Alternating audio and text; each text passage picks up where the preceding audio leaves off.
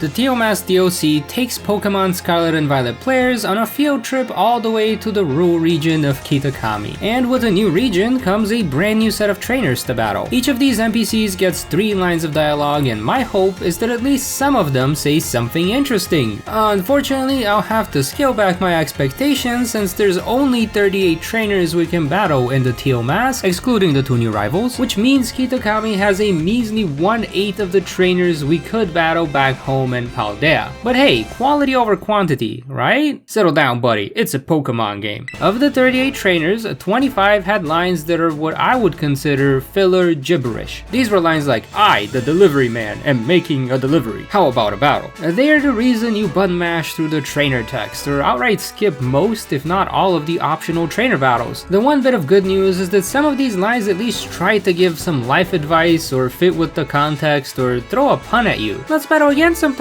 sort of friend."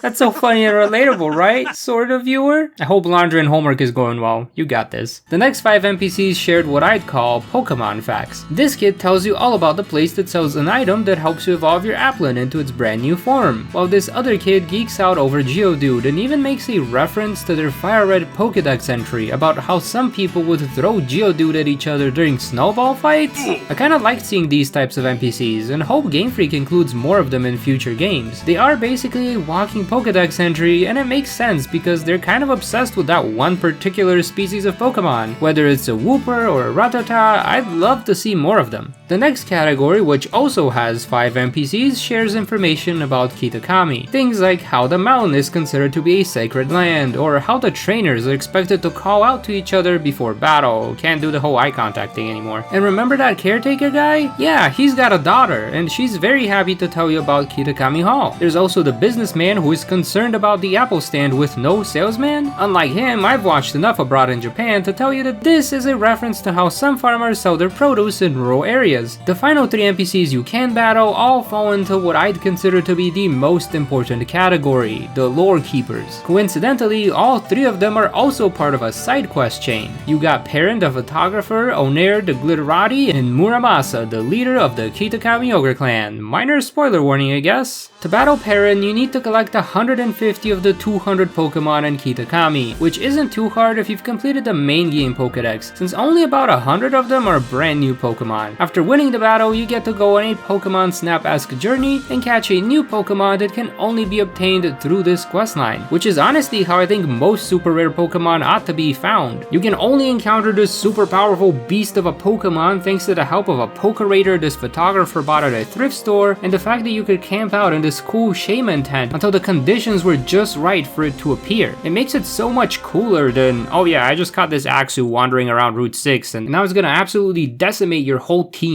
Next up, we have Onair, the CEO of Paldea Realty. You know, the company that made these buildings. After you battle her, she goes on a sightseeing tour of Paldea for some reason and gives you a ton of high value items you can sell at shops. This was a very strange questline that felt a bit on the nose, as most of it was watching Billy and Onair chat about things that made billionaires seem very out of touch with reality. I can't say if that's how actual billionaires are, but if anyone would like to donate some money for science, I will gladly let you know. Jokes aside, ad revenue has been horrible lately, and if you would like to support this channel so I can continue making content full time, you can find links to my Patreon and YouTube memberships in the description below. Signing up for even 1 month helps a ton. Now back to the lore talk. I think the most interesting bit of information from this whole questline is that Geeta is very strict about who can go into the crater. It seems that not even a boatload of money can sway her decision, which makes me wonder what her real motivations are. Anyways, the last lore keeper NPC is Muramasa, who can be found hanging out near the entrance of the festival. He tells you about the Ogre clan and its powerful trainers, then gives you rewards each time you defeat one of them. Unlike the other NPCs in this region, the Ogre clan trainers have 4 powerful Pokemon on their team, and from what I understand, they don't have level scaling like everyone else in the region. Each of the 7 members introduces themselves and their theme, which is usually the type of Pokemon they specialize in. The biggest exception to this rule is Kunitsuna, whose theme is crystals, so instead of using only rock or ice type Pokemon, he uses both types. After defeating all 7 of the Ogre clan trainers, you can come back and challenge Muramasa to battle, and he uses 5 Pokemon, most of which are ghost types. When you do beat him in battle, he tells you that the Ogre clan thing is just an event that he and his buddies host to help the kids of Kitakami get stronger and find some joy in battles. But all all of them pull a Gita and don't hold back, so no one's ever actually gotten to battle him. Does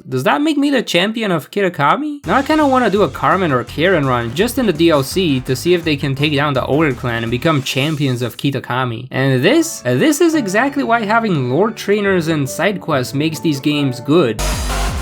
Well, at least better. They make the region feel more alive and make us actually care, sorta care. My hope is that the Blueberry Academy part of the DLC continues this trend and gives us much more lore to work with. And now that I've talked about all the lore stuff, let's talk about the nerd stuff, the stats. This new region added a grand total of 7 new trainer classes, most of which have different designs within the classes themselves. This was not a thing in the main game. 2 classes are unique to just one trainer, those being Photographer and Glitterati. Out of the other 5, the Festival Girl class has only 5 trainers with 3 variations to their clothing. There are 4 delinquents, only one of which has the white tracksuit, and 3 ruffians, 2 in black, 1 in purple. We also have the 8 Kitakami Ogre Clan trainers, who are just variants of the black tracksuit delinquents and purple ruffians wearing an Ogre Pond style mask. The final trainer class, Festival Boy, has the largest amount of variation. First you have the split between the younger and older variations, and within the younger group you have 2 of them wearing a unique